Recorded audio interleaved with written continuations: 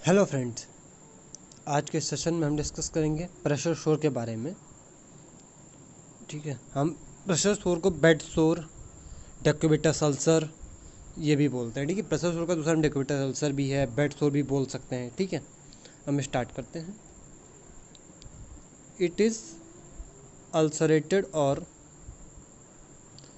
स्लफ्ड area of tissue occurred by pressure from lying on mattress और sitting on a chair for a long time resulting in the slow circulation necrosis of tissue.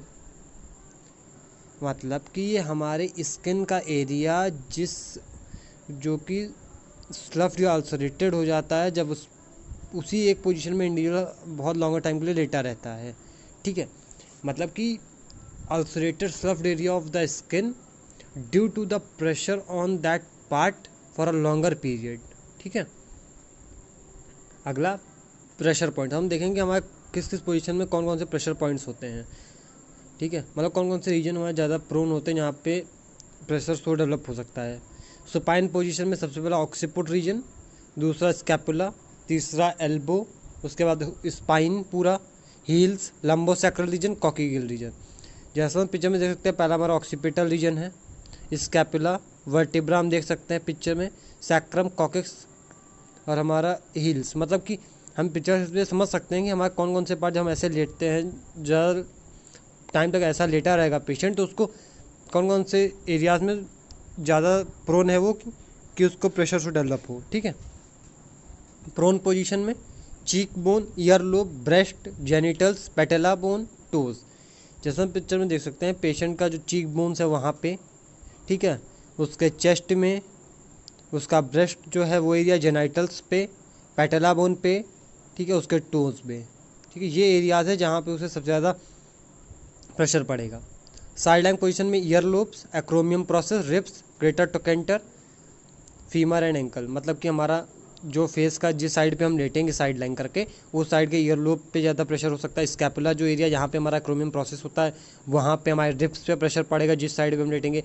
हमारा जो greater टोकेंटर होता है उस पर, हमारी lateral नी पे, हमारे फीमर और एंकल पे। ठीक है, कॉजेस हमारे पहला डायरेक्ट कॉजेस में होगा हमारा pressure, friction, moisture, infection.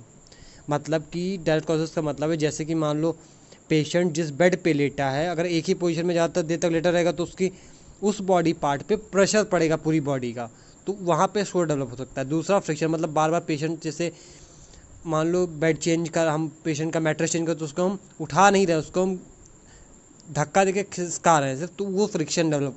Moisture, अगर बेड गीला है तो भी डेवलप हो सकता है।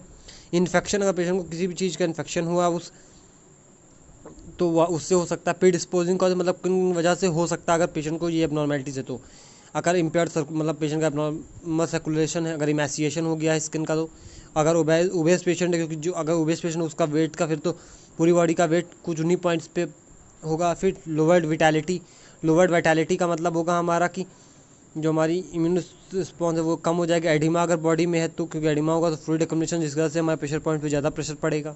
ठीक है, ससेप्टिबल, मतलब कौन कौन से लोग जिनको ज़्यादा प्रोन डेवलप हो सकता है। पहला bed ridden patient, obese patient, paralyse patient, thin patient, neurological injured patient, fracture, malnourished patient, spinal cord injury. ठीक है, साइन सिम्टम हमारे क्या क्या हैं जिससे हम एक प्रेडिक्ट कर सकते हैं कि पेशेंट को डेवलप हो सकता है बेड सोर। उसमें redness, tenderness, discomfort, insensitivity, oedema, blue purple discolouration of skin, sloughed skin, pen.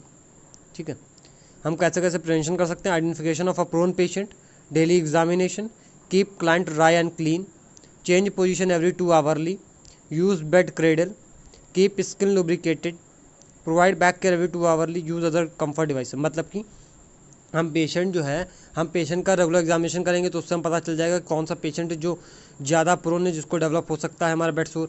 हम उसकी पोजीशन हर 2 घंटे पे चेंज करेंगे। ठीक है, उसको हम बैक केयर हर 2 घंटे पे देंगे। उसका हम जो बेड है वो मॉइस्ट फ्री रखेंगे, मॉइस्चर नहीं होना चाहिए। ठीक है, उसको हम बेड क्रेडल देंगे पुट करने के लिए, अगर उसको हम दूसरे कंफर्ट डिवाइस जैसे कि एक्स्ट्रा पिलोज, ये सारी चीज़ें हम सैंड बैग एक्सेट्रा पेशेंट को देंगे यूज़ करने के लिए। ठीक है, आज का सेशन में यही पेंड करते हैं। Thank you.